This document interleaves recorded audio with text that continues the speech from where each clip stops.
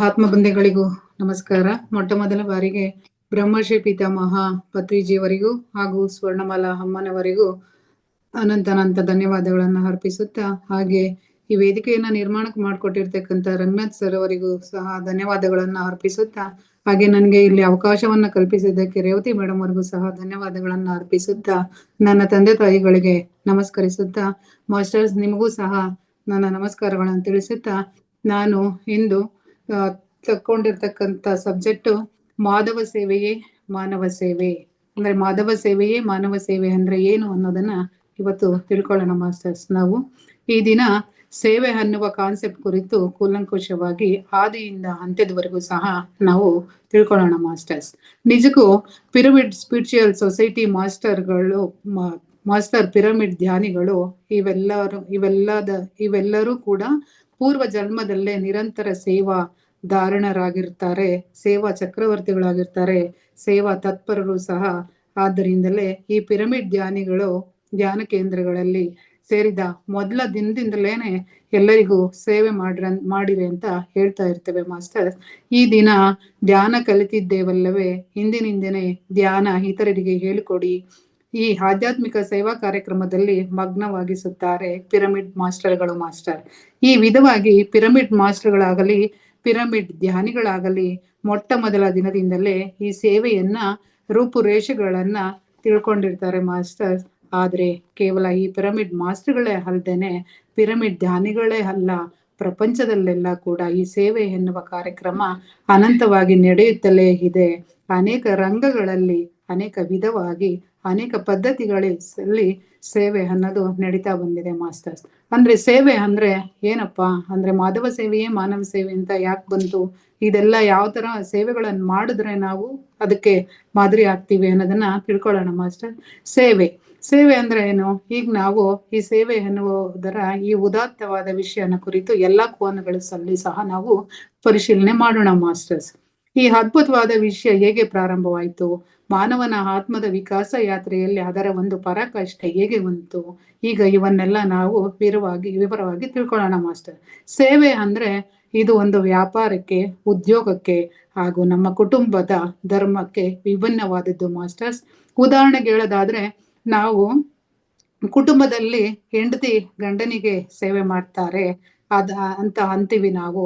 ಅದು ತುಂಬಾ ಕನಿಷ್ಠ ಹಂತದಲ್ಲಿರುವಂತ ಸೇವೆ ಮಾಸ್ಟರ್ಸ್. ಆದ್ರೆ ಯಾವ ತರ ಅಪ್ಪ ಅಂದ್ರೆ, ಈಗ ಗಂಡ ಹೆಂಡತಿಗೆ ಸೇವೆಯನ್ನ ಮಾಡ್ತಾಳೆ, ಹೆಂಡತಿ ಗಂಡನಿಗೆ ಸೇವೆಯನ್ನ ಮಾಡ್ತಾರೆ. ಈಗ ಗಂಡ ಹೆಂಡತಿಯಿಂದ ಎಷ್ಟೋ ಉಪಯೋಗಗಳನ್ನ ಪಡ್ಕೊಂಡಿರ್ತಾನೆ, ಅದೇ ತರ ಹೆಂಡತಿ ಗಂಡನಿಂದ ಎಷ್ಟೋ ಉಪಯೋಗಗಳನ್ನ ಪಡ್ಕೊಂಡಿರ್ತಾರೆ. ಅದು ಅಂದ್ರೆ ಸೇವೆ ಅಂತ ಅನ್ಸ್ಕೊಳ್ಳೋದಿಲ್ಲ, ಅದು ಧರ್ಮ ಆಗತ್ತೆ. ಯಾಕೆ ಅಂದ್ರೆ ಪತಿ ಅಂದ್ರೆ ಗಂಡ ಹೆಂಡತಿಗೆ ಮಾಡೋದು, ಹೆಂಡತಿ ಗಂಡನಿಗೆ ಮಾಡೋದು ಧರ್ಮ ಆಗುತ್ತೆ ಹೊರ್ತು ಅದು ಸೇವೆ ಅಂತ ಅನ್ನಿಸ್ಕೊಳ್ಳೋದಿಲ್ಲ ಮಾಸ್ಟರ್ಸ್. ಅದೇ ತರ ತಂದೆ ತಾಯಿಗಳು ನಾವು ಹುಟ್ಟಿದ್ಮೇಲೆ ಮಕ್ಕಳನ್ನ ದೊಡ್ಡವರಾದ್ಮೇಲೆ ತಂದೆ ತಾಯಿಗಳು ನಾವು ಮಕ್ಕಳಿಗೆ ಸೇವೆ ಮಾಡ್ತಾ ಇದೀವಿ ಅಂತ ಅನ್ಕೋತಾರೆ. ಅದನ್ನು ಸಹ ನಾವು ಸೇವೆ ಅಂತ ಪರಿಗಣಿಸೋದಕ್ಕೆ ಆಗೋದಿಲ್ಲ ಮಾಸ್ಟರ್ಸ್. ಅದು ಸಹ ತುಂಬಾ ಎಚ್ಚರದಿಂದ ಆಲೋಚಿಸ್ಬೇಕಾದಂತ ಶಬ್ದ. ಅಂದ್ರೆ ಚಿಕ್ಕಂದಿನಿಂದ ತಂದೆ ತಾಯಿಗಳು ನಮ್ಮನ್ನ ಬೆಳೆಸಿರ್ತಾರೆ. ಆದ್ರಿಂದ ದೊಡ್ಡವರಾದ್ಮೇಲೆ ಮತ್ತೆ ನಾವು ತಂದೆ ತಾಯಿಗಳನ್ನ ಚೆನ್ನಾಗಿ ನೋಡ್ಕೊಳ್ಬೇಕು ಅನ್ನೋದು ನಮ್ಮ ಕನಿಷ್ಠ ಧರ್ಮ ಆಗಿರುತ್ತದೆ ಹೊರತು ಅದು ಸೇವೆ ಅಂತ ಗುರುತಿಸೋದಕ್ಕೆ ಆಗೋದಿಲ್ಲ. ಅದನ್ನ ಗುರುತಿಸಿದ್ರು ಸಹ ಅದು ಕನಿಷ್ಠ ಧರ್ಮ ಆಗಿರುತ್ತೆ ಹೊರತು ಅದು ಸೇವೆ ಅಂತ ಅನ್ಸ್ಕೊಳ್ಳೋದಿಲ್ಲ ಮಾಸ್ಟರ್.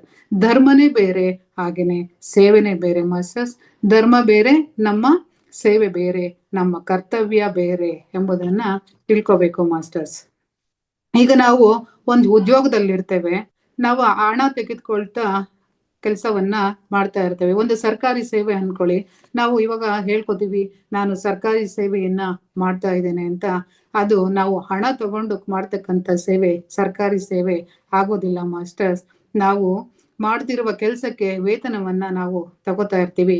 ಹಾಗೇನೆ ಒಬ್ಬ ಕಾರ್ಮಿಕ ಸಹ ಮೂಟೆ ಹೊತ್ತು 10 ರೂಪಾಯಿ ಮೂಟೆ ಎತ್ಕೊಂಡು ಬಂದು ಹಾಕಿ 10 ರೂಪಾಯಿಗಳನ್ನ ನಾವು ಅವನಿಗೆ ಕೊಡ್ತೇವೆ. ಅದು ಅವನು ದುಡ್ಡನ್ನ ತಗೊಂಡು ಅವನು ಕೆಲಸವನ್ನ ಮಾಡ್ತಾ ಇರ್ತಾನೆ. ಅದು ಕೂಡ ಸೇವೆ ಅಂತ ಆಗೋದಿಲ್ಲ. ಯಾಕೆ ಅಂದ್ರೆ ಅವನು ಮಾಡಿರೋ ಕೆಲಸಕ್ಕೆ ದುಡ್ಡನ್ನ ತಗೊಂಡಿರ್ತಾನೆ. ಅದು ಸಹ ಅವನ ಕರ್ತವ್ಯ ಆಗತ್ತೆ ಹೊರತು ಅದು ಅವನ ಸೇವೆ ಆಗೋದಿಲ್ಲ ಮಾಸ್ಟರ್. ಅದೇ ತರ ಒಂದು ಕಂಪನಿ ಚೇರ್ಮನ್ ಕೂಡ ತಾನು ಉದ್ಯೋಗ ಮಾಡ್ತಾನೆ, ತನ್ಗೇನ್ ಬರಬೇಕೋ ಆ ಲಾಭಗಳನ್ನ ಪಡ್ಕೋತಾನೆ, ಅವನು ಸಹ ಸೇವೆ ಅಂತ ಅದು ಆಗೋದಿಲ್ಲ. ಅವನು ಕರ್ತವ್ಯವನ್ನ ಅವನು ಮಾಡ್ತಾ ಇರ್ತಾನೆ.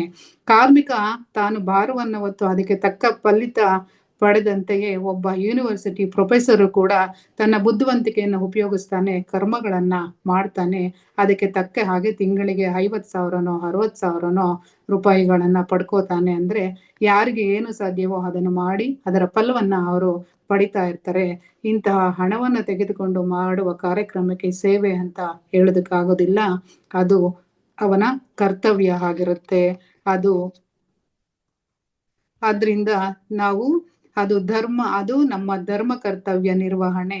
ನಮ್ಮವರಿಗೆ ನಾವು ಮಾಡುವುದು ನಮ್ಮ ಧರ್ಮ ನಿರ್ವಹಣೆ, ಕರ್ತವ್ಯ ನಿಷ್ಠೆ ಆಗುತ್ತದೆಯೇ ಹೊರತು ಸೇವಾ ಧುರಣತೆ, ಸೇವಾ ತತ್ಪರರು ಹೇಗಾಗುತ್ತೆ ಮಾಸ್ಟರ್ಸ್? ಆಗೋದೇ ಇಲ್ಲ.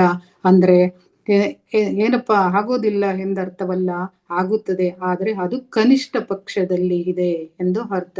ಅಂದ್ರೆ ನಾವು ಮಾಡ್ತಕ್ಕಂಥ ಅದು ನಮ್ಮ ಕರ್ತವ್ಯ ಧರ್ಮ, ಅದು ಸೇವೆ ಆಗೋದಿಲ್ಲ. ಅದು ಸೇವೆ ಅಂತ ಅನ್ನಿಸ್ಕೊಂಡ್ರು ಸಹ ಅದು ಕನಿಷ್ಠ ಧರ್ಮದಲ್ಲಿರುತ್ತೆ ಹೊರತು ಅದು ಪೂರ್ಣವಾಗಿ ಸೇವೆ ಅಂತ ಹೇಳೋದಕ್ಕೆ ಆಗೋದಿಲ್ಲ ಮಾಸ್ಟರ್ಸ್.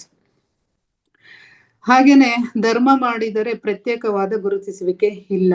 ಅಂದ್ರೆ ನಾವು ತಂದೆ ತಾಯಿಗಳಿಗೆ ಸೇವೆ ಅದು ನಮ್ಮ ಕರ್ತವ್ಯ ಅಂತ ಅರ್ಥ ಆಗತ್ತೆ. ಚಿಕ್ಕ ವಯಸ್ಸಿನಿಂದ ನಮ್ಮನ್ನ ಅವರು ಸಾಕಿರ್ತಾರೆ, ನಾವು ದೊಡ್ಡವರಾದ್ಮೇಲೆ ಅವರನ್ನ ನೋಡ್ಕೋತೀವಿ, ಇದು ಕರ್ತವ್ಯ ಆಗತ್ತೆ ಹೊರತು ಅದು ಸೇವೆ ಅಂತ ಅನ್ಸ್ಕೊಳ್ಳೋದಿಲ್ಲ ಮಾಸ್ಟರ್ಸ್. ಹಾಗೆ ಸೇವೆ ಮಾಡಿದರೆ ಪುರಸ್ಕಾರವಿರುತ್ತದೆ. ಅಂದ್ರೆ ಸೇವೆ ಮಾಡಿದರೆ ಪುರಸ್ಕಾರವಿರುತ್ತದೆ. ನಮ್ಮ ತಂದೆ ತಾಯಿ ಅಲ್ಲದೆ ಪಕ್ಕದ ಮನೆಯ ತಂದೆ ತಾಯಿಯರಿಗೆ ಕೂಡ ನೋಡಿಕೊಂಡರೆ, ಯಾರಾದರೂ ಆಗಿರ್ಬೋದು, ವಯೋವೃದ್ಧರನ್ನು ನೋಡಿಕೊಂಡ್ರೆ ಅದು ಸೇವೆ. ನಮ್ಮ ಮಕ್ಕಳಿಗೆ ನಾವು ಓದನ್ನ ಕಲಿಸಿದರೆ, ಪಕ್ಕದ ಮನೆಯ ಮಕ್ಕಳಿಗೂ ಓದು ಕಲಿಸಿದರೆ ಅದು ಸೇವೆ. ಟ್ಯೂಷನ್ ಫೀಸ್ ತೆಗೆದುಕೊಳ್ಳಬಾರದು. ಟ್ಯೂಷನ್ ಫೀಸ್ ತೆಗೆದುಕೊಂಡರೆ ಅದು ವ್ಯಾಪಾರ ಆಗುತ್ತದೆ ಹೊರತು ಸೇವೆ ಆಗುವುದಿಲ್ಲ.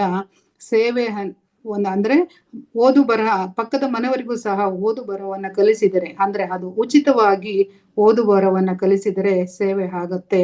ನಮ್ಮ ಮಕ್ಕಳಿಗೆ ನಾವು ಓದು ಕಲಿಸಿದರೆ ಅದು ಸೇವೆ ಆಗುವುದಿಲ್ಲ, ಅದು ಕೇವಲ ಧರ್ಮ ಆಗತ್ತೆ, ನಮ್ಮ ಕರ್ತವ್ಯ ಆಗತ್ತೆ ಮಾಸ್ಟರ್ಸ್. ಆದ್ರಿಂದ ಎಲ್ಲಿ ಧರ್ಮ ಕರ್ತವ್ಯ ಇರುತ್ತದೆಯೋ ಅಲ್ಲಿ ಅವುಗಳನ್ನು ನಿರ್ವಹಿಸುತ್ತಿದ್ದರೆ ನಮ್ಮನ್ನು ಧರ್ಮ ಪರಾಯಣರೆನ್ನುತ್ತಾರೆ, ಕರ್ತವ್ಯ ನಿಷ್ಠರೆನ್ನುತ್ತಾರೆ ಹೊರತು ಅವರನ್ನು ಸೇವಾ ಪರಾಯಣರು ಎನ್ನೋದಕ್ಕೆ ಆಗೋದಿಲ್ಲ. ತಂದೆ ತಾಯರಿಗೆ ಸೇವೆ ಎನ್ನುವುದು ಕನಿಷ್ಠ ನಮ್ಮ ಧರ್ಮ ಆಗಿರುತ್ತದೆ ಹೊರತು ಅದು ಸೇವೆ ಆಗೋದಿಲ್ಲ ಮಾಸ್ಟರ್. ಅದೇ ತರ ಈಗ ಅತಿಥಿ ಸೇವೆಗೆ ಬರೋದಾದ್ರೆ, ಅತಿಥಿ ಸೇವೆ ಎನ್ನೋದು ಕೂಡ ಯಾರೋ ಅತಿಥಿಗಳು ಅಂದ್ರೆ ಅಭ್ಯಾಗತರು ಬರ್ತಾರೆ, ರಾತ್ರಿ ಹೊತ್ತು ಬರ್ತಾರೆ, ಅವರಿಗೆ ಎಲ್ಲೋ ಉಳ್ಕೊಳ್ಳೋದಕ್ಕೆ ನೆರಳಿಲ್ಲ, ಅವರಿಗೆ ಆಶ್ರಯ ನೀಡುವುದು, ಊಟ ಉಪಚಾರ ಮಾಡುವುದು, ಇವೆಲ್ಲ ಸೇವೆ ಅನ್ಸ್ಕೊಳತ್ತೆ. ಆದ್ರೆ ತಂದೆ ತಾಯಿಯರ ಸೇವೆ ಎಂಬುದು ಎಲ್ಲೂ ಸಹ ಇಲ್ಲ ಮಾಸ್ಟರ್ಸ್. ತಂದೆ ತಾಯಿಯರ ಸೇವೆ ಎಂಬುದು ಇಲ್ವೇ ಇಲ್ಲ. ತಂದೆ ತಾಯರಿಗೆ ಸೇವೆ ಮಾಡುವುದೆಂದರೆ ಪಿರಮಿಡ್ ಸ್ಪಿರಿಚುವಲ್ ಸೊಸೈಟಿ ಮಾಸ್ಟರ್ಗಳಿಗೆ ನುಂಗಲಾರದಂತ ವಿಷಯ. ಆದ್ದರಿಂದ ಎಲ್ಲಿ ಪ್ರತಿಫಲ ಇಲ್ಲವೋ ಅಲ್ಲಿ ನಮ್ಮವರಲ್ಲದವರಿಗೆ ನಾವು ಸೇವೆ ಮಾಡುವುದೆನ್ನುವುದು ಅದು ಸೇವೆ ಆಗುತ್ತದೆ ಹೊರತು ನಮ್ಮವರಿಗೆ ನಾವು ಮಾಡುವುದು ಸೇವೆ ಅಂತ ಅನ್ನೋದಕ್ಕೆ ಆಗೋದಿಲ್ಲ ಮಾಸ್ಟರ್ಸ್. ಅದು ನಮ್ಮ ಧರ್ಮ, ಅದು ನಮ್ಮ ಧರ್ಮ ಆಗಿರ್ತದೆ. ಅದು ನಾವು ಆ ತಂದೆ ತಾಯಿಗಳನ್ನು ಸಹ ನೋಡ್ಕೊಳ್ದೆ ಇದ್ರೆ ಮತ್ತೆ ಅದು ನೋಡ್ಕೊಳ್ಳಿಲ್ಲ ಅಂದ್ರೆ ಅದು ಅಧರ್ಮ ಆಗತ್ತೆ. ತಂದೆ ತಾಯಿಯರ ಸೇವೆ ಎಂಬುದು ಒಂದು ದೊಡ್ಡ ನೀತಿ ಬೋಧೆಯಂತೆ ತಿಳಿಸುತ್ತದೆ, ಇದೆಲ್ಲ ಏನು ಅಲ್ಲ. ಅದೇ ತರ ಗುರು ಸೇವೆನೂ ಸಹ ಇಲ್ಲ ಮಾಸ್ಟರ್ಸ್. ನಾವು ಹೇಳ್ತೀವಿ ಗುರು ಸೇವೆ ಮಾಡಿದ್ವಿ ಅಂತ ಬಿಟ್ರೆ ತಂದೆ ತಾಯಿಯರಿಗೆ ಸೇವೆ ಎಂಬುದು ಇಲ್ಲ. ಹಾಗೆಯೇ ಗುರು ಸೇವೆಯೂ ಸಹ ಎಂಬುದು ಇಲ್ಲವೇ ಇಲ್ಲ. ಗುರುವಿನಿಂದ ವಿದ್ಯೆ ಅಭ್ಯಸಿಸಿದ್ದೇವೆ, ಗುರುಗಳ ಕಾಲು ಓತಿದರೆ, ಗುರುವಿಗೆ ಏನಾದರೂ ಪ್ರತಿಫಲ ನೀಡಿದರೆ ಅದು ಗುರು ಸೇವೆ ಹೇಗಾಗುತ್ತೆ? ಗುರು ಎಷ್ಟು ಮಾಡಿದ್ದಾರೆ ನಮಗೆ, ನಾವೆಷ್ಟು ಮಾಡುತ್ತಿದ್ದೇವೆ, ಅದು ಸೇವೆ ಅಲ್ಲವೇ ಅಲ್ಲ. ತಂದೆ ತಾಯಿಯರ ಸೇವೆನೂ ಇಲ್ಲ, ಗುರು ಸೇವೆಯೂ ಇಲ್ಲ. ಅತಿಥಿ ನಮಗೇನು ಕೊಡಲಿಲ್ಲ, ನಾವು ಅತಿಥಿಯಿಂದ ಏನನ್ನು ಸಹ ತೆಗೆದುಕೊಳ್ಳಲಿಲ್ಲ. ಆ ಅತಿಥಿಗೆ ಏನು ಕೊಟ್ಟರು ಅದು ಸೇವೆ ಆಗತ್ತೆ. ಅದೇ ತರ ನಾವು ಗುರುಗಳು ನಮ್ಗೆ ಕಲಿಸ್ತಾರೆ, ನಾವು ಅವರಿಗೆ ಕಾಲನ್ನ ಅಂದ್ರೆ ದುಡ್ಡನ್ನ ಕೊಟ್ಟು ನಾವು ಓದಿರ್ತೀವಿ, ಅದು ಸಹ ಸೇವೆ ಆಗೋದಿಲ್ಲ. ತಂದೆ ತಾಯಿಗಳಿಂದ ನಾವು ಪ್ರತಿಫಲವನ್ನು ಪಡ್ಕೊಂಡಿರ್ತೀವಿ, ಅದೇ ತರ ನಾವು ಅವರನ್ನ ಸಾಕ್ತೀವಿ. ಅದು ಸೇವೆ ಅಂತ ಅನ್ಸ್ಕೊಳ್ಳೋದಿಲ್ಲ. ಪ್ರತಿಫಲ ತೆಗೆದುಕೊಂಡ್ರೆ ಅದು ಒಂದು ವ್ಯಾಪಾರ ಆಗತ್ತೆ ಹೊರತು ಅದು ಸೇವೆ ಅಂತ ಆಗೋದಿಲ್ಲ ಮಾಸ್ಟರ್. ಅದೇ ತರ ದಕ್ಷಿಣೆ ಬೇಡುವವನು ಗುರುವಲ್ಲ. ಅಂದ್ರೆ ಗುರು ದಕ್ಷಿಣೆ ಕೇಳುವುದು ಒಬ್ಬ ಗುರುವಿನ ಲಕ್ಷಣನು ಕೂಡ ಅಲ್ಲ. ದಕ್ಷಿಣೆ ಬೇಡುವವನು ಗುರುವಲ್ಲ, ಅವನು ವ್ಯಾಪಾರಿ ಆಗ್ತಾನೆ. ನಾನು ಇಷ್ಟು ದಿವಸ ನಿನಗೆ ವಿದ್ಯೆ ಕಲಿಸಿದ್ದೇನೆ, ಆದ್ರಿಂದ ನಾನು ಹೇಳಿದ್ದನ್ನೆಲ್ಲ ಮಾಡಬೇಕು ಅಂತ.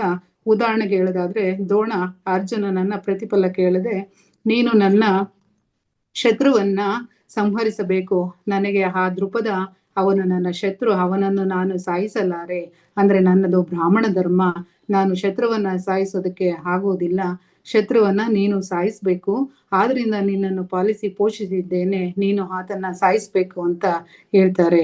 ಅಂದ್ರೆ ಇಲ್ಲಿ ಗುರು ತನ್ನ ದಕ್ಷಿಣೆ ಕೇಳಿದ, ಪ್ರತಿಫಲ ಬಯಸಿದ, ಇದು ಗುರು ಧರ್ಮ ಅಲ್ಲವೇ ಅಲ್ಲ. ಅಂದ್ರೆ ಇಲ್ಲಿ ಅವರು ಸಹ ಅಲ್ಲಿ ಪ್ರತಿಫಲವನ್ನ ಅಪೇಕ್ಷೆ ಮಾಡಿದ್ರು ಸಹ ಇದು ಸಹ ಸೇವೆ ಅಂತ ಅನ್ಸ್ಕೊಳ್ಳೋದಿಲ್ಲ ಮಾಸ್ಟರ್ಸ್. ಅದೇ ತರ ಗೋಪಿ ಜನ ಪರಿವೇಷ್ಟಿ ಅಂದ್ರೆ ಕೃಷ್ಣನಿಗೆ 16 ಮಂದಿ ಗೋಪಿಕೆಯರು ಇದ್ರು ಮಾಸ್ಟರ್ಸ್. ಅಂದ್ರೆ ಅಷ್ಟು ಜನ ಗೋಪಿಕೆಯ ಅವನ ಸುತ್ತಲೂ ಏಕೆ ಸೇರಿರ್ತಾ ಇದ್ರು ಅಂದ್ರೆ, ಕೃಷ್ಣ ಪ್ರತಿಯೊಬ್ಬರನ್ನು ಮರದ ಕೆಳಗೆ ಕೂರಿಸಿ ಧ್ಯಾನ ಕಲಿಸ್ತಾ ಇದ್ದ ಮಾಸ್ಟರ್ಸ್. ಅದಕ್ಕೂ ಮೊದಲ ಜನ್ಮದಲ್ಲಿ ಮುನಿಗಳೆಲ್ಲರೂ ಕೂಡ ಈ ಜನ್ಮದಲ್ಲಿ ಗೋಪಿಕೆಯರಾಗಿ ಕೃಷ್ಣನ ಹತ್ತಿರ ಸೇರ್ತಾ ಇದ್ರು. ಅಂದ್ರೆ ಮುನಿಗಳೆಂದರೆ ಮೌನದಲ್ಲಿ ಪರಾಕಾಷ್ಠೆಯನ್ನ ಸಂಪಾದಿಸಿದವರು, ಆದ್ರೆ ಧ್ಯಾನದ ಸರಹದ್ದಿನ ಹತ್ತಿರ ಇನ್ನೂ ಹೋಗಿಲ್ಲ. ಹಾಗಾಗಿ ಕೃಷ್ಣ ಅವರಿಗೆಲ್ಲ ಧ್ಯಾನವನ್ನ ಕಲಿಸ್ತಾ ಇದ್ರು, ಅವರಿಗೆಲ್ಲ ಮೂರನೇ ಕಣ್ಣು ಕುರಿತಾಗಿ ಹೇಳ್ತಾ ಇದ್ರು. ಆದ್ರಿಂದ ಅವರೆಲ್ಲರೂ ಅಂದ್ರೆ ಆ ಮುನಿಗಳೆಲ್ಲರೂ ಸಹ ಗೋಪಿಕೆಯರಾಗಿ ಕೃಷ್ಣನ ಶಿಕ್ಷಣದಲ್ಲಿ ಋಷಿಗಳಾದ್ರು ಮಾಸ್ಟರ್ಸ್. 16 ಮಂದಿ ಮುನಿಗಳು ಗೋಪಿಕೆಯರಾಗಿ ತಯಾರಾಗಿ 16,000 ಋಷಿಗಳಾಗಿ ತಯಾರಾದ್ರು. ಈ ಯೋಗೀಶ್ವರನ ಹತ್ತಿರ ಇದನ್ನೇ ಗೋಪಿ ಜನ ಪರಿವೇಷ್ಟಿ ಅಂತ ಕರಿತೀವಿ ಮಾಸ್ಟರ್. ಧ್ಯಾನ ವಿದ್ಯೆ ಕಲಿತು ಋಷಿಗಳಾದ್ರು. ಗೋಪಾಲ ಅಂದ್ರೆ ಇಂದ್ರಿಯಗಳನ್ನ ಪಾಲಿಸುವವನು. ಗೋಪಿ ಜನ ಅಂದ್ರೆ ತಾವು ಕೂಡ ತಮ್ಮ ತಮ್ಮ ಇಂದ್ರಿಯಗಳನ್ನ ವಶಪಡಿಸಿಕೊಳ್ಳುವ ಆ ಒಂದು ಮಾರ್ಗದಲ್ಲಿ ಇರುವವರೇ ಗೋಪಿಕೆಯರು. ಗೋಪಿ ಜನ ಪರಿವೇಷ್ಟಿ ಅಂದ್ರೆ ಯೋಗ ದರ್ಶನ ಸಾಮ್ರಾಜ್ಯದಲ್ಲಿ ಪ್ರವೇಶಿಸಲಿಕ್ಕೆ, ಅದರಲ್ಲಿ ಉತ್ತೀರ್ಣರಾಗಲಿಕ್ಕೆ ಯಾರು ಪ್ರವೇಶಿಸುತ್ತಾರೋ ಅವರೆಲ್ಲರೂ ಕೃಷ್ಣನ ಸುತ್ತಲೂ ಸೇರಿದ್ದಾರೆಂದರ್ಥ. ಅವರಿಗೆಲ್ಲ ಕೃಷ್ಣ ಧ್ಯಾನ ವಿದ್ಯೆ ಕಲಿಸಿದ. ಅದಕ್ಕೆ ಮೊದಲು ಅವರು ಮೌನ ವಿದ್ಯೆ ಕಲಿತಿದ್ದರು, ಮುನಿಗಳಾಗಿದ್ರು. ಕೃಷ್ಣನ ಹತ್ತಿರ ಸೇರಿ ಧ್ಯಾನ ವಿದ್ಯೆ ಕಲಿತುಕೊಂಡು ಋಷಿಗಳಾದ್ರು. ಅದೇ ಗೋಪಿ ಜನ ಪರಿವೇಷ್ಟಿ ಎಂಬುದು ನಿಜವಾದ ಅರ್ಥ ಮಾಸ್ಟರ್ಸ್. ಆದ್ರೆ ನಿಜವಾದ ಅರ್ಥ ತಿಳಿದಲೆ ಸೆಕ್ಸ್ ಎಂಬುದಾಗಿ ಸುಮ್ಮನೆ ಮೂಗಿನ ನೇರಕ್ಕೆ ಜನ ಮಾತಾಡ್ತಾ ಇರ್ತಾರೆ ಮಾಸ್ಟರ್ಸ್. ಆದ್ರೆ ಕೃಷ್ಣ ಮಾಡಿದ್ದು ಹಿಂದೆ 16,000 ಮುನಿಗಳಾಗಿದ್ದವರು ಈ ಜನ್ಮದಲ್ಲಿ ಗೋಪಿಕೆಯರಾಗಿರ್ತಾರೆ. ಅವ್ರಿಗೆಲ್ಲ ಧ್ಯಾನ ಕಲಿಸಿ ಕೃಷ್ಣ ಮುಂದಿನ ಜನ್ಮದಲ್ಲಿ ಅವ್ರನ್ನೆಲ್ಲ ಋಷಿಗಳನ್ನಾಗಿ ಮಾಡ್ತಾರೆ ಮಾಸ್ಟರ್ಸ್. ಈ ಸೇವೆ ಮಾಡ್ಬೇಕಾದ್ರೆ ಮನುಷ್ಯನಿಗೆ ಸಾತ್ವಿಕ ಗುಣ ಪ್ರಧಾನವಾಗಿರ್ಬೇಕು ಮಾಸ್ಟರ್. ಸಾತ್ವಿಕ ಗುಣ ಪ್ರಧಾನವಾದಾಗ ಸೇವೆ ಆರಂಭವಾಗತ್ತೆ. ಆಗ ಅವರು ಮನೆಯಲ್ಲೇ ಇದ್ದು ತಮ್ಮ ಕೆಲಸಗಳನ್ನ ತಾವು ನೋಡಿಕೊಳ್ತಿರ್ತಾರೆ. ಪಕ್ಕದ ಮನೆಯವರ ಜೊತೆ ಇರುತ್ತಾ ಹರಟೆ ಹೊಡೆಯದೆ ಏನೋ ಸಹಾಯ ಮಾಡ್ತಾ ಇರ್ತಾರೆ. ಸುಮ್ಮನೆ ಹರಟೆ ಹೊಡೆಯುತ್ತಿದ್ರೆ ಅಲ್ಲಿ ಸೇವೆ ಏನೂ ಇಲ್ಲ. ಆ ಹರಟೆ ಹೊಡೆಯೋದ್ರ ಬದಲು ಪಕ್ಕದಲ್ಲಿ ಬಿದ್ದವರಿಗೆ ಇಂಗ್ಲಿಷೋ ಗಣಿತನೋ ಸಂಗೀತವನ್ನು ಕಲಿಸ್ತಾ ಇದ್ರೆ ಅದು ಸೇವಾ ಕಾರ್ಯಕ್ರಮ ಪ್ರಾರಂಭವಾಗುತ್ತೆ. ಅಲ್ಲಿ ಮನೆಯಲ್ಲಿ ಕೆಲಸವಿದ್ದಾಗ ಹೊರಗಡೆ ಹೋಗಿ ಸ್ವಲ್ಪ ಸೇವಾ ಕಾರ್ಯಕ್ರಮಗಳ ಮಾಡ್ತಾ ಇದ್ರೆ ಹೊರಗೆ ಹೋಗಿ ಹಣ ಸಂಪಾದಿಸ್ಬೇಕೆನ್ನೋದು ಅವರಿಗೆ ಇರೋದಿಲ್ಲ. ಆಗ ಸೇವಾ ಕಾರ್ಯಕ್ರಮ ಮಾಡುತ್ತಿದ್ದಾಗ ನಮ್ಮ ಮನೆಗಳಲ್ಲಿ ಅವಾಗ ಹೇಳ್ತಾರೆ, ಸುಮ್ಮನೆ ನೀನು ಓಡಾಡ್ಕೊಂಡು ಬರ್ತೀಯ, ಇದರಿಂದ ನಮ್ಗೆ ಏನು ಉಪಯೋಗ, ಸ್ವಲ್ಪ ಹಣ ಆದ್ರೂ ಸಂಪಾದಿಸಬಾರ್ದ, ಸೈಟು ಕಾರು ಮನೆ ಫ್ರಿಡ್ಜು AC ರೂಮ್ಗಳನ್ನೆಲ್ಲ AC ಎಲ್ಲ ತಗೋಬಾರ್ದ, ಮತ್ ಸ್ವಲ್ಪ ಆಸ್ತಿನಾದ್ರೂ ಮಾಡಬಾರ್ದ ಅನ್ನೋದು ನಮ್ಮ ಮನೆಗಳ ಕಡೆಯಿಂದ ಪ್ರೆಷರ್ ಆಗ್ತಾ ಇರ್ತಾರೆ. ಆದ್ರೆ ಸಾತ್ವಿಕ ಗುಣ ಪ್ರಧಾನರಿಗೆ ಈ ಸೈಟು AC ರೂಮ್ಗಳು ಇತ್ಯಾದಿಗಳ ಮೇಲೆ ವ್ಯಾಮೋಹ ಇರೋದಿಲ್ಲ ಮಾಸ್ಟರ್ಸ್. ಅವೆಲ್ಲ ಗತ ಜನ್ಮದಲ್ಲೇ ಆಗಿ ಹೋಗಿರ್ತಕ್ಕಂಥದ್ದು. ಈಗ ಅಕ್ಕಪಕ್ಕದವರಿಗೆ ಏನಾದ್ರೂ ಸೇವೆ ಮಾಡೋಣ, ಅದರ ಮುಖದಲ್ಲಿ ಆನಂದ ಪಡೋಣ ಅಂತ ಅಂದ್ರೆ ಸಾತ್ವಿಕ ಗುಣದಲ್ಲಿರ್ತಕ್ಕಂಥವ್ರ ಇವರಿಗೆ ಅಷ್ಟರಲ್ಲೇನೆ ಅವರು ಆನಂದವನ್ನ ಪಡ್ತಾ ಇರ್ತಾರೆ ಮಾಸ್ಟರ್. ಸೇವೆಗಳೇ ತೃಪ್ತಿಯನ್ನ ನೀಡುತ್ತದೆ. ಅಂದ್ರೆ ಸೇವೆ ಮಾಡೋದ್ರಿಂದ ಯಾವ ತರ ತೃಪ್ತಿ ಸಿಗತ್ತಪ್ಪ ಅಂದ್ರೆ, ಈ ಚಿಕ್ಕ ಚಿಕ್ಕ ಸೇವೆಗಳೇ ನಮ್ಗೆ ಎಷ್ಟೋ ತೃಪ್ತಿಯನ್ನ ನೀಡುತ್ತೆ. ಅದಕ್ಕೆ ಮೊದಲು ಎಲ್ಲೂ ಇಲ್ಲದ ತೃಪ್ತಿ ಇದೀಗ ಕಾಣಬರ್ತದೆ. ಸೇವೆ ಎಲ್ಲಿರುತ್ತದೆಯೋ ಅಲ್ಲಿ ತೃಪ್ತಿ ಇರುತ್ತದೆ ಮಾಸ್ಟರ್. ಸೇವೆ ಎಲ್ಲಿ ಇಲ್ಲವೋ ಅಲ್ಲಿ ತೃಪ್ತಿ ಇಲ್ಲ. ತೃಪ್ತಿ ಮನುಷ್ಯನಿಗೆ ಸೇವೆಯಿಂದಲೇ ಪ್ರಾರಂಭವಾಗತ್ತೆ. ಆ ತೃಪ್ತಿಗಾಗಿ ಮನುಷ್ಯ ಸೇವೆಯನ್ನ ಮಾಡ್ತಾ ಇರ್ತಾನೆ ಮಾಸ್ಟರ್ಸ್. ಈ ತೃಪ್ತಿಯನ್ನ ವರ್ಣಿಸೋದಕ್ಕೆ ಆಗುವುದಿಲ್ಲ. ಅಂದ್ರೆ ಯಾವ ತರಪ್ಪ ಅಂದ್ರೆ, ಸೇವೆ ಎನ್ನುವುದು ತೃಪ್ತಿಯನ್ನ ನೀಡುತ್ತದೆ. ಇದನ್ನ ವರ್ಣಿಸೋದಕ್ಕೆ ಆಗೋದಿಲ್ಲ. ಈಗ ಉದಾಹರಣೆಗೆ ತಗೊಳ್ಳೋದಾದ್ರೆ, ಮದರ್ ತೆರೇಸಾ ಎಷ್ಟೋ ಸೇವೆಯನ್ನ ಮಾಡಿದ್ದಾರೆ. ಅವರು ಎಷ್ಟು ತೃಪ್ತಿ ಪಟ್ಟಿರಬಹುದು ಮಾಸ್ಟರ್ಸ್. ಅನಾಥ ಮಕ್ಕಳು, ಬೀದಿಯಲ್ಲಿ ವಾಸಿಸಿರುವ ಮಕ್ಕಳು, ರೋಗಿಷ್ಠರನ್ನ ಕರೆದುಕೊಂಡು ಹೋಗಿ ಅನ್ನ ಬಟ್ಟೆ ಕೊಟ್ಟು ವಿದ್ಯೆ ಕಲಿಸಿ ಎಷ್ಟು ಶಿಕ್ಷಣ ಸೇವಾ ಸಂಸ್ಥೆಗಳನ್ನ ಅವರು ಸ್ಥಾಪಿಸಿದ್ದಾರೆ. ಆಕೆ ಸೇವಾ ಚಕ್ರವರ್ತಿ. ನಮ್ಮ ಮನೆಯಲ್ಲೇ ಇದ್ದು ನಮ್ಮ ಕೆಲಸಗಳನ್ನು ನೋಡಿಕೊಳ್ಳುತ್ತಾ ಬಿಡುವಿನ ಸೇವೆಯಲ್ಲಿ ಸೇವೆ ಮಾಡುವುದು ಒಂದು ಕಡೆಯಾದರೆ, ಜೀವನವನ್ನೆಲ್ಲಾ ಸೇವೆಗೆ ಅಂಕಿತ ಮಾಡುವುದು ಅದೇ ಸೇವಾ ಧುರಂಧರತೆ ಮಾಸ್ಟರ್ಸ್. ಅಂದ್ರೆ ಈಗ ಮದರ್ ತೆರೇಸಾ ಅವರು ಅವರ ಜೀವನವನ್ನೆಲ್ಲ ಸೇವೆಗಾಗಿನೇ ಮುಡುಪಿಟ್ರು ಮಾಸ್ಟರ್. ಇದನ್ನ ನಾವು ಸೇವಾ ಧುರಂಧರರು ಅಂತ ಕರಿಬಹುದು ಮಾಸ್ಟರ್ಸ್. ಅದೇ ತರ ಸೇವಾ ಚಕ್ರವರ್ತಿ ಆದ್ರೂ ನಮ್ಮ ಮಹಾತ್ಮ ಗಾಂಧೀಜಿಯವರು, ಅವರು ತನ್ನ ಮಕ್ಕಳನ್ನ ಅಷ್ಟಾಗಿ ನೋಡ್ಕೊಳ್ಳಿಲ್ಲ. ಅವರ ಮಕ್ಕಳ ಬಗೆಗೆ ನಾವು ಅಷ್ಟಾಗಿ ಏನನ್ನಾದರೂ ಕೇಳಿದ್ದೇವಾ? ಇಲ್ಲ. ನಾವು 5 ಜನ ಅವರಿಗೆ ಮಕ್ಕಳು ಎಂದು ಗೊತ್ತು. ಅವರ ಮಕ್ಕಳು, ಅವರ ಪತ್ನಿ ಕಸ್ತೂರಿಬಾಯಿ, ಅವರನ್ನೆಲ್ಲ ನಾವು ಮರೆತು ಬಿಡ್ತೇವೆ ಮಾಸ್ಟರ್ಸ್. ಅವರ ಸೇವೆಯೊಂದನ್ನ ಬಿಟ್ಟು ಗಾಂಧೀಜಿ ಸೇವಾ ಚಕ್ರವರ್ತಿ. ಹಾಗೆಯೇ ಉದಾಹರಣೆಗೆ ಹೇಳೋದಾದ್ರೆ, ನೆಲ್ಸನ್ ಮಂಡೇಲಾ ಎಷ್ಟೋ ವರ್ಷಗಳು ಕಾರಾಗೃಹದಲ್ಲಿದ್ರು. ಸಾಮಾನ್ಯ ಮನುಷ್ಯರು ಸೇವಾ ಮಾಡುವವರನ್ನ ಹಿಂಸಿಸ್ತಾ ಇದ್ರು, ಸಾಯಿಸ್ಬಿಡ್ತಾ ಇದ್ರು. ಆದ್ರೆ ಸೇವೆ ಮಾಡ್ತಕ್ಕಂಥವ್ರು ಸಾವು ಸಹ ಭಯವನ್ನ ಪಡೋದಿಲ್ಲ ಮಾಸ್ಟರ್. ಅದೇ ತರ ಸೇವೆ ಮಾಡೋದು ಅಷ್ಟು ಹಗುರವಾದಂತಹ ವಿಷಯ ಅಲ್ಲ ಮಾಸ್ಟರ್. ಸೇವೆ ಮಾಡೋದು ಎಷ್ಟೋ ಕಷ್ಟವಾಗಿರ್ತಕ್ಕಂಥ ವಿಷಯ. ಅದಕ್ಕೆ ಎಲ್ಲಾ ಅವಮಾನಗಳನ್ನ ಸಹಿಸ್ಕೋಬೇಕು. ಪ್ರಾಣ ಭಯ ಅನ್ನೋದು ಇರಬಾರ್ದು. ಅಂತಹವರೇ ಸೇವಾ ತತ್ಪರರು ಆಗಬಲ್ಲರು ಮಾಸ್ಟರ್. ಅವರೇ ಸೇವಾ ಧುರಂಧರರು ಸಹ ಆಗಬಲ್ಲರು. ಹಾಗೆ ಸೇವಾ ಚಕ್ರವರ್ತಿಗಳು ಸಹ ಆಗ್ತಾರೆ ಮಾಸ್ಟರ್ಸ್. ಅದೇ ತರ ನಮ್ಮ ಅವರು ಸೇವೆ ಮಾಡಿದನ್ನ ಹೇಳ್ತಾರೆ. ಪತ್ರಿಜಿಯವರು ಸೇವಾ ಮನೋಭಾವದಲ್ಲೇನೆ ಹುಟ್ಟಿದ್ದೇನೆ ನಾನು ಚಿಕ್ಕಂದಿನಿಂದ ಸೇವಾ ಮನೋಭಾವ ಇರುವ ಮನೆಯಲ್ಲೇ ಹುಟ್ಟಿದೆ. ಸೇವಾ ತತ್ಪರರಲ್ಲ, ಆದರೆ ಸೇವಾ ಮನೋಭಾವ ಇದೆ. ತಮ್ಮ ಕೆಲಸಗಳನ್ನ ನೋಡಿಕೊಳ್ಳುತ್ತಾ ಮಿಕ್ಕೆಲ್ಲರಿಗೂ ಸಹಾಯ ಮಾಡುವುದು ಎನ್ನುವ ಮಾತು. ನಮ್ಮ ತಾಯಿ ಎಲ್ಲರಿಗೂ ಸಹಾಯ ಮಾಡುವವರಾಗಿದ್ದರು. ನಮ್ಮ ತಂದೆ ಸಹ ಅಷ್ಟೇ. ನಮ್ಮ ಅಣ್ಣ, ನಾನು ಬಂದವರೆಲ್ಲರಿಗೂ ಸಹ ನನಗೆ ತಿಳಿದಂತೆ ಪ್ರಾಪಂಚಿಕ ವಿದ್ಯೆ ಕಲಿಸ್ತಾ ಇದ್ದೆ. ಹಣದ ಮಾತೇ ಇಲ್ಲ ಅಲ್ಲಿ. ಇರುವುದರಲ್ಲಿ ಎಲ್ಲರಿಗೂ ತಿನ್ನಿಸುತ್ತಿದ್ದೆ. ಇದು ಕನಿಷ್ಠ ಮಟ್ಟದಲ್ಲಿರುವ ಸೇವಾ ಮನೋಭಾವ ನನ್ನದು. ಮತ್ತೆ ಧ್ಯಾನದಲ್ಲಿ ಪ್ರವೇಶಿಸಿದ ನಂತರ ಪತ್ರಿಜಿಯವರು ಹೇಳ್ತಾ ಇದ್ದಾರೆ, ನಾನು ಈ ಧ್ಯಾನದಲ್ಲಿ ಪ್ರವೇಶಿಸಿದ ನಂತರ ಕೋರಮಂಡಲ್ ಫರ್ಟಿಲೈಸರ್ ಕಂಪನಿಯಲ್ಲಿ ಉದ್ಯೋಗ ಮಾಡುತ್ತಲೇ ಮಿಕ್ಕ ಸಮಯವನ್ನೆಲ್ಲ ಆಧ್ಯಾತ್ಮಿಕ ಶಾಸ್ತ್ರ ಶಿಕ್ಷಣ ನೀಡುವುದಕ್ಕಾಗಿಯೇ ಉಪಯೋಗಿಸ್ತಾ ಇದ್ದೆ. ನನ್ನ ಕುಟುಂಬವನ್ನ, ನನ್ನ ಉದ್ಯೋಗ ಧರ್ಮವನ್ನ ನೋಡಿಕೊಳ್ಳುತ್ತಾ ಮಿಕ್ಕ ಪ್ರತಿ ಕ್ಷಣ ಕೂಡ ಎಲ್ಲರಿಗೂ ಧ್ಯಾನ ಕಲಿಸಬೇಕು, ಎಲ್ಲರಿಗೂ ಆತ್ಮಜ್ಞಾನ ಕಲಿಸಬೇಕು. ಅದನ್ನೇ ಸೇವಾ ತತ್ಪರತೆ ಅಂತ ಹೇಳ್ಬೋದು ಮಾಸ್ಟರ್ಸ್.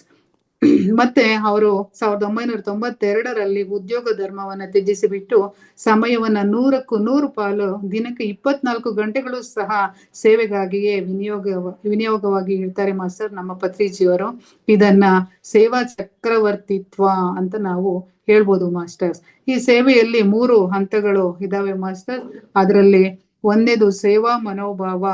ಅಂದ್ರೆ ಸೇವಾ ಮನೋಭಾವ ಪ್ರವೇಶಿಸಿದವರು ಅಂದ್ರೆ ಸೇವೆ ಎನ್ನುವುದು ಕನಿಷ್ಠ ಹಂತದಲ್ಲಿ ಮಾಡ್ತಕ್ಕಂಥದಕ್ಕೆ ನಾವು ಸೇವಾ ಮನೋಭಾವ ಅಂತ ಹೇಳ್ತೀವಿ. ಸೇವಾ ತತ್ಪರತೆ ಪ್ರವೇಶಿಸಿದವರು ಅಂದ್ರೆ ಸೇವೆ ಎನ್ನುವುದು ಮಧ್ಯಮ ಮಟ್ಟದಲ್ಲಿ ಇರ್ತಕ್ಕಂಥದಕ್ಕೆ ನಾವು ಸೇವಾ ತತ್ಪರರು ಅಂತ ಹೇಳ್ಬೋದು. ಸೇವಾ ಚಕ್ರವರ್ತಿ ಅಂದ್ರೆ ಸೇವೆಯೇ ಅತ್ಯುನ್ನತ ಹಂತದಲ್ಲಿ ಮಾಡ್ತಕ್ಕಂಥವ್ರಿಗೆ ನಾವು ಸೇವಾ ಚಕ್ರವರ್ತಿ ಅಂತ ಹೇಳ್ಬೋದು ಮಾಸ್ಟರ್ಸ್.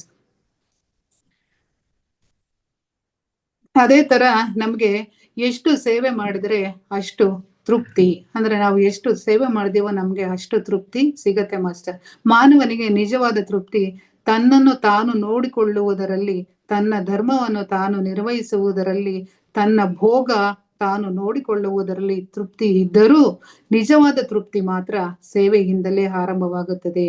ಹೇಗೆಂದರೆ, ಸಂಗೀತ ಕಲಿತುಕೊಳ್ಳುವವನಿಗೆ ಸಂಗೀತ ತೃಪ್ತಿ ಹೇಗೆ ಗೊತ್ತಿಲ್ಲವೋ, ಚೆಸ್ ಗೊತ್ತಿಲ್ಲದವನಿಗೆ ಚೆಸ್ ಆಟದ ತೃಪ್ತಿ ಹೇಗೆ ಗೊತ್ತಿಲ್ಲವೋ, ಹಾಗೆ ಸೇವೆ ಮಾಡದವನಿಗೆ ಸೇವೆಯ ಅನಂತವಾದ ತೃಪ್ತಿಯೂ ಸಹ ಗೊತ್ತಿರೋದಿಲ್ಲ ಮಾಸ್ಟರ್ಸ್. ಒಂದ್ಸಾರಿ ಸಂಗೀತ ಕಲ್ತ್ಕೊಂಡ ನಂತರ ಅದರಲ್ಲಿ ಎಷ್ಟು ಮಾಧುರ್ಯ ಇದೆಯೋ, ಚೆಸ್ ಆಟ ಆಡೋದನ್ನ ಕಲ್ತ್ಕೊಂಡ್ಮೇಲೆ ಅದರಲ್ಲಿ ಎಷ್ಟು ತೃಪ್ತಿ ಪಡಬಹುದೋ, ಒಂದು ಸಾರಿ ಸೇವಾ ಕಾರ್ಯಕ್ರಮ ಕೈ ಹಿಡಿದವನು ಎಷ್ಟು ತೃಪ್ತಿಯನ್ನ ಅನುಭವಿಸುತ್ತಾನೋ ಅದಕ್ಕೆ ಕೊನೆ ಮೊದಲೆಲ್ಲ. ಆದ್ದರಿಂದಲೇ ಪರಿಪೂರ್ಣವಾದ ಆತ್ಮದಲ್ಲಿ, ಶ್ರೇಷ್ಠವಾದ ಆತ್ಮದಲ್ಲಿ ಆ ಸೇವಾ ಕಾರ್ಯಕ್ರಮ ಎನ್ನುವುದು ಅವರ ಜೀವನದಲ್ಲಿ ಪ್ರಧಾನವಾದ ಅಂಶ ಮಾಸ್ಟರ್. ಈ ಸೇವೆ ಕೂಡ ಪ್ರಾಪಂಚಿಕ ಸೇವೆಯಿಂದ ಆಧ್ಯಾತ್ಮಿಕ ಸೇವೆಗೆ ಕ್ರಮೇಣ ಬದಲಾಗುತ್ತೆ ಮಾಸ್ಟರ್ಸ್. ಅದೇ ತರ ನಿಜವಾದಂತ ಸೇವೆ ಯಾವುದಪ್ಪ ಅಂದ್ರೆ, ಸ್ವಾಮಿ ವಿವೇಕಾನಂದ ಏನಂತಾರೆ ಅಂದ್ರೆ, ನೀನು ಅವನಿಗೆ ಆತ್ಮಜ್ಞಾನ ನೀಡು, ಆಗ ಅವನು ಮತ್ತೆ ನಿನ್ನ ತಂಟೆಗೆ ಬರಬೇಕಾದ ಅವಶ್ಯಕತೆ ಇರೋದಿಲ್ಲ. ಇನ್ನ ಅವನಿಗೆ ಆತ್ಮಜ್ಞಾನವನ್ನ ನೀನ್ ನೀಡಿದ್ದೆ ಆದ್ರೆ ಅವನು ತನ್ನ ಸಂಗತಿಯನ್ನ ತಾನೇ ನೋಡ್ಕೊಳ್ತಾನೆ. ಆದ್ರಿಂದ ಆತ್ಮಜ್ಞಾನ ಸೇವೆ ಮಾಡಿ, ಅದೇ ನಿಜವಾದ ಸೇವೆ, ಅದೇ ಶಾಶ್ವತವಾದ ಸೇವೆ, ಅದೇನೆ ಶಾಶ್ವತವಾದ ಸೇವೆ. ಶಾಶ್ವತವಾದ ಸೇವೆಗೆ ವಿರುದ್ಧವಾದದ್ದು. ಆದ್ರಿಂದ ಯಾವ ಸೇವೆಯನ್ನು ತಲುಪಿಸೋಣ ಅಂದ್ರೆ ಶಾಶ್ವತವಾದ ಸೇವೆಯನ್ನ ಮಾಡೋಣ ಮಾಸ್ಟರ್ಸ್. ನಾವೆಲ್ಲ ಶಾರೀರಿಕವಾದ ಸೇವೆಗಳು ಅಶಾಶ್ವತವಾದವುಗಳು. ಆದ್ರಿಂದ ಆತ್ಮ ಸೇವೆಗಳೇ ಶಾಶ್ವತವಾದಂತಹ ಸೇವೆಗಳು. ಆದ್ರಿಂದ ಆತ್ಮಪರವಾಗಿ ಸೇವೆಯನ್ನ ತಲುಪಿಸಿ ಅದೇ ನಿಜವಾದ ಸೇವೆ ಅಂತಾರೆ ನಮ್ಮ ವಿವೇಕಾನಂದರು. ಅದೇ ತರ ಪಿರಮಿಡ್ ಮಾಸ್ಟರ್ಗಳಲ್ಲೆಲ್ಲೂ ಸಹ ಆಧ್ಯಾತ್ಮಿಕ ಸೇವೆಯೊಳಗೆ ಮುಳುಗಿ ತೇಲ್ಬಿಡ್ತೇವೆ ನಾವು. ಪಿರಮಿಡ್ ಮಾಸ್ಟರ್ಗಳು ಆಧ್ಯಾತ್ಮಿಕ ಸೇವಾ ತತ್ಪರರು, ಆಧ್ಯಾತ್ಮಿಕ ಸೇವಾ ಧುರೀಣರಾಗಿರ್ತಾರೆ ಮಾಸ್ಟರ್ಸ್. ಆಧ್ಯಾತ್ಮಿಕ ಸೇವಾ ಚಕ್ರವರ್ತಿಗಳು ಸಹ ಆಗಿರ್ತಾರೆ ನಮ್ಮ ಪಿರಮಿಡ್ ಮಾಸ್ಟರ್ಗಳು ಮಾಸ್ಟರ್ಸ್. ಆತ್ಮ ಸೇವೆಯೇ ಸೇವೆ ಅಂದ್ರೆ ನಾವು ಆತ್ಮಕ್ಕೆ ಸೇವೆಯನ್ನ ಮಾಡ್ಬೇಕು ಮಾಸ್ಟರ್. ನಾವು ಎಷ್ಟೋ ಮತ್ತೆಷ್ಟೋ ಭ್ರಮೆಗಳಲ್ಲಿರ್ತೇವೆ. ನಾವು ಈ ಶರೀರ ಅಂತ, ಶರೀರ ಸೇವೆಯೇ ಸೇವೆ ಎಂದು ನಾವು ಇಷ್ಟಕ್ಕೂ ನಮ್ಮ ಶರೀರವೇ ಅಲ್ಲ. ನಾವು ಅನ್ಕೊಂಡಿರ್ತೀವಿ ನಾವು ಶರೀರಕ್ಕೆ ಮಾಡೋದೇ ಸೇವೆ ಅಂತ, ಆದ್ರೆ ನಾವು ಶರೀರವೇ ಅಲ್ಲ.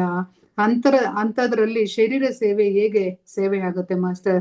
ನಾವು ಆತ್ಮವೇ ಆಗಿರೋದರಿಂದ ನಾವು ಆತ್ಮ ಸೇವೆಯೇ ಸೇವೆ ಅಂತ ಪರಿಗಣಿಸಬಹುದು. ಶರೀರ ಸೇವೆ ಅನ್ನೋದು ಸೇವೆ ಆಗೋದಿಲ್ಲ ಮಾಸ್ಟರ್ಸ್. ಅದೇ ತರ ಶಾರೀರಿಕ ಪರವಾದ ಸೇವೆ ಮಾಧವ ಸೇವೆ ಅಲ್ಲ. ಅಂದ್ರೆ ಮಾನವರಿಗೆ ಆತ್ಮಪರವಾಗಿ ತಲುಪಿಸಿದಂತ ಸೇವೆಯೇ ಮಾಧವ ಸೇವೆ, ಮಾನವ ಸೇವೆ. ಅಂದ್ರೆ ಶಾರೀರಿಕವಾಗಿ ಶಾರೀರಿಕ ಪರವಾದ ಸೇವೆ ಮಾಡಿದ್ರೆ ಅದು ಮಾಧವ ಸೇವೆಯಲ್ಲ. ಮಾಧವ ಅಂದರೆ ಆತ್ಮ ಇರಬೇಕಲ್ಲ, ಕೇವಲ ಶರೀರವಿದ್ದರೆ ಅದು ಮಾಧವತ್ವ ಹೇಗಾಗುತ್ತೆ ಮಾಸ್ಟರ್? ಆಧ್ಯಾತ್ಮಿಕ ಸೇವೆ ಇಲ್ಲದ ಮಾನವ ಸೇವೆ ಅದು ಮಾನವ ಸೇವೆ ಆಗುತ್ತದೆ ಹೊರತು ಮಾಧವ ಸೇವೆ ಆಗಲಾರದು. ಆದ್ರಿಂದ ಮಾನವ ಸೇವೆಯೇ ಮಾಧವ ಸೇವೆ ಎನ್ನುವುದಕ್ಕೆ ನಾವು ನಿಲ್ಲಬೇಕಾಗುತ್ತದೆ. ಮಾನವರನ್ನು ಮಾಧವರನ್ನಾಗಿ ನೋಡಬೇಕಾಗುತ್ತದೆ ಮಾಸ್ಟರ್ಸ್. ಅಂದ್ರೆ ಮಾಧವ ಸೇವೆಯೇ ಮಾಧವ ಸೇವೆ ಅಂದ್ರೆ, ಮೈ ಡಿಯರ್ ಫ್ರೆಂಡ್ಸ್, ಮಾನವ ಸೇವೆಯೇ ಮಾನವ ಸೇವೆ, ಮಾಧವ ಸೇವೆಯೇ ಮಾಧವ ಸೇವೆ ಎಂದು ಗ್ರಹಿಸಿ ಮಾನವನನ್ನು ಮಾಧವನನ್ನಾಗಿ ನೋಡೋಣ. ಅಂದ್ರೆ ಅಹಂ ಬ್ರಹ್ಮಾಸ್ಮಿ, ನಾನು ಶರೀರವಲ್ಲ. ಅಂದ್ರೆ ಈಗ ಒಂದು ಬಟ್ಟೆ ಹರಿದೋಗಿರುತ್ತೆ, ಹಾಗಂತ ಶರೀರ ಹರಿದೋದಂತ ಆಗತ್ತಾ? ಶರೀರವೇ ಹರಿದು ಹೋಯ್ತು ಎಂದೆಂದುಕೊಳ್ಳಿ, ಇದರ ಅರ್ಥ ಆತ್ಮ ಹರಿದೋಯ್ತು ಅಂತ ಅರ್ಥ ಆಗತ್ತಾ? ನನಗೂ ಈ ಬಟ್ಟೆಗೂ ಸಂಬಂಧವೇ ಇಲ್ಲ. ದೇಹ ಪರವಾದ ಸೇವೆ ಕುರಿತು ಹೆಚ್ಚಾಗಿ ಆಲೋಚಿಸುವುದನ್ನು ಬಿಟ್ಟು ಬಿಡಿ, ಅದು ಬೇಡ ಎಂದು ಸ್ವಾಮಿ ರಾಮನಿಗೆ ಆತನ ಗುರು ಹೇಳಿದ್ರಲ್ವಾ? ಇಲ್ಲದಿದ್ರೆ ಆತ ಸ್ವಾತಂತ್ರ್ಯ ಹೋರಾಟದೊಳಗೆ ಮುಳುಗಿ ಹೋಗ್ತಾ ಇದ್ದ. ಆದ್ರೆ ಸ್ವಾಮಿ ರಾಮ ಅವರ ಗುರುಗಳು ಅದಕ್ಕೆ ಒಪ್ಕೊಳ್ಳಿಲ್ಲ ಮಾಸ್ಟರ್ಸ್. ಎಷ್ಟು ಸೇವೆ ಮಾಡ್ತೇವೋ ನಾವು ಅಷ್ಟು ಫಲವನ್ನ, ಲಾಭವನ್ನ ಪಡ್ಕೋಬಹುದು ಮಾಸ್ಟರ್. ಸೇವೆ ಅಂದ್ರೆ ವ್ಯಾಪಾರವಲ್ಲ. ಪ್ರತಿಫಲ ಆಶಿಸಿದರೆ, ಪ್ರತಿಫಲ ತೆಗೆದುಕೊಂಡರೆ ಅದು ಸೇವೆ ಆಗೋದಿಲ್ಲ. ಪ್ರತಿಫಲ ಬಂದೇ ಬರುತ್ತೆ ಮಾಸ್ಟರ್. ನಾವು ಎಷ್ಟು ಸೇವೆ ಮಾಡ್ತೀವೋ ಅದು ಅದೇ ತರ ಪ್ರತಿಫಲ ನಮ್ಗೆ ಬಂದೇ ಬರದೇ ಹೇಗಿರುತ್ತೆ, ಪ್ರತಿ ಕರ್ಮಕ್ಕೂ ಸಹ ಅದರದ್ದೇ ಆದಂತಹ ಪ್ರತಿಫಲ ಇರುತ್ತೆ. ನಾವು ಕೆಟ್ಟದ್ದು ಮಾಡಿದರೆ ಕೆಟ್ಟದ್ದು ಬರುತ್ತೆ, ಒಳ್ಳೇದು ಮಾಡಿದ್ರೆ ಒಳ್ಳೇದು ಬರುತ್ತೆ. ಆದ್ರಿಂದ ನಾವು ಸೇವೆ ಮಾಡಿದರೆ ನಮಗೂ ಕೂಡ ಎಷ್ಟೋ ಮಂದಿ ಸೇವೆ ಮಾಡುತ್ತಾರೆ. ನಮಗೂ ಸಹ ಎಷ್ಟೋ ಅಂದ್ರೆ ಕೆಟ್ಟದ್ ಮಾಡಿದ್ರೆ ನಮ್ಗೆ ಕೆಟ್ಟದ್ದಾಗತ್ತೆ, ಒಳ್ಳೇದ್ ಮಾಡಿದ್ರೆ ನಮ್ಗೆ ಒಳ್ಳೇದು. ಅಂದ್ರೆ ಯಾವ ತರ ನಾವು ಸೇವೆ ಮಾಡ್ತೀವೋ ಅದೇ ತರ ಪ್ರತಿಫಲ ನಮ್ಗೆ ದೊರಕುತ್ತೆ ಮಾಸ್ಟರ್ಸ್.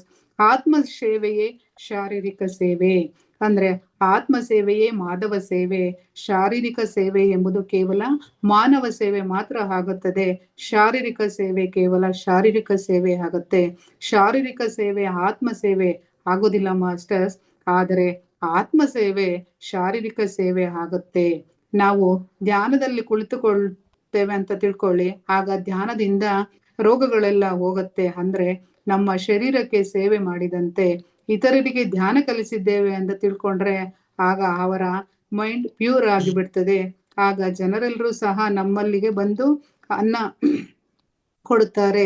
ಆತ್ಮ ಸೇವೆಯೇ ಶಾರೀರಿಕ ಸೇವೆ ಆಗುತ್ತದೆ. ಆದ್ರೆ ಶಾರೀರಿಕ ಸೇವೆ ಆತ್ಮ ಸೇವೆ ಆಗೋದಿಲ್ಲ ಮಾಸ್ಟರ್ಸ್. ಶಾಶ್ವತವಾದ ಸೇವೆಯಲ್ಲಿ ಅಶಾಶ್ವತವಾದದ್ದೆಲ್ಲ ಇದೆಯೇ ಹೊರತು ಅಶಾಶ್ವತವಾದ ಸೇವೆಯಲ್ಲಿ ಶಾಶ್ವತವಾದದ್ದು ಒಂದು ಚೂರು ಇಲ್ಲ ಮಾಸ್ಟರ್.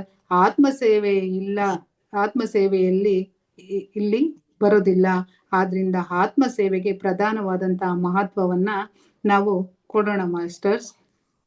ಆದ್ರಿಂದ ಶರೀರಕ್ಕೆ ಮಾಡ್ತಕ್ಕಂಥದ್ದು ಸೇವೆ ಆಗೋದಿಲ್ಲ, ನಾವು ಆತ್ಮಕ್ಕೆ ಮಾಡಿದ್ರೆ ಅದು ಸೇವೆ ಆಗತ್ತೆ ಮಾಸ್ಟರ್ಸ್. ಅದೇ ತರ ನಮ್ಮ ಪಿರಮಿಡ್ ಸೂತ್ರಗಳ ಮಾನವರಿಗೆ ಆದರ್ಶ ಸೂತ್ರಗಳು ಆಗ್ಬೇಕು ಮಾಸ್ಟರ್ಸ್. ಈ ಪಿರಮಿಡ್ನ ಸೂತ್ರಗಳು ಏನಪ್ಪಾ ಅಂದ್ರೆ, ಎಲ್ರೂ ಸಹ ಶ್ವಾಸದ ಮೇಲೆ ಗಮನವಿರಿಸೋಣ, ಕಣ್ಣೆರಡು ಮುಚ್ಚಿಕೊಳ್ಳೋಣ, ಈ ಕ್ಷಣದಿಂದಲೇ ಶ್ವಾಸದ ಮೇಲೆ ಗಮನವಿಡೋಣ, ಈ ಕ್ಷಣದಿಂದಲೇ ಶಾಕಾಹಾರಿಗಳಾಗೋಣ, ಈ ಕ್ಷಣದಿಂದಲೇ ವೃಕ್ಷಗಳನ್ನು ಹೆಚ್ಚಿಸೋಣ, ಈ ಕ್ಷಣದಿಂದಲೇ ಎಲ್ಲರಿಗೂ ಎಲ್ಲವನ್ನು ಕಲಿಸೋಣ. ಎಲ್ಲರಿಗೂ ಈಗ ನೀನು ಧ್ಯಾನ ವಿದ್ಯೆ ಕಲಿಸಿದ್ದೀಯಾ, ಎಲ್ಲರಿಗೂ ನೀನು ಧ್ಯಾನ ವಿದ್ಯೆ ಕಲಿಸು. ಈಗ ನೀನು ಶಾಕಾಹಾರಿ ಆಗಿರುವೆಯಾ, ಎಲ್ಲರಿಗೂ ಶಾಕಾಹಾರಿಗಳಾಗಿಸು. ವೃಕ್ಷಗಳನ್ನು ಕತ್ತರಿಸಬಾರದೆಂದು ಎಲ್ಲರಿಗೂ ತಿಳಿಸು. ಅದೇ ತರ ಮಾಸ್ಟರ್, ಧ್ಯಾನ ಮಾಡೋಣ, ಮಾಡಿಸೋಣ. ನಾವೆಷ್ಟು ಮಾಡಿದರೆ ಅಷ್ಟು ಮಾಡಿಸುವ ಶಕ್ತಿ ನಮಗೂ ಸಹ ಬರುತ್ತೆ. ಎರಡು ಪರಸ್ಪರ ಒಂದರ ಮೇಲೊಂದು ಆಧಾರಪಟ್ಟಿದೆ ಮಾಸ್ಟರ್. ಅಂದ್ರೆ teaching is the best way of learning, learning is the best way of teaching. ಧ್ಯಾನ ಮಾಡಿಸಿ ಶಾಕಾಹಾರಿಗಳಾಗಿ ಎಲ್ಲರನ್ನು ಶಾಕಾಹಾರಿಗಳಾಗಿಸೋಣ ಮಾಸ್ಟರ್ಸ್. ಇಷ್ಟು ಹಂಚ್ಕೊಳ್ಳೋದಕ್ಕೆ ನನಗೆ ಅವಕಾಶವನ್ನ ಕೊಟ್ಟಂತಹ ಮಾವತಾರ್ ಫೌಂಡೇಶನ್ಗೆ ನನ್ನ ಹೃತ್ಪೂರ್ವಕ ಧನ್ಯವಾದಗಳನ್ನ ಅರ್ಪಿಸಿದ್ದೇನೆ. ಹಾಗೇನೆ ಸಹ ಇಲ್ಲಿಯ ತನಕ ನೀವು ಸಹ ಕೇಳಿದರೆ ನಿಮ್ಗೂ ಸಹ ಧನ್ಯವಾದಗಳನ್ನ ಅರ್ಪಿಸ್ತಾ ಇದ್ದೇನೆ master. Thank you so much master.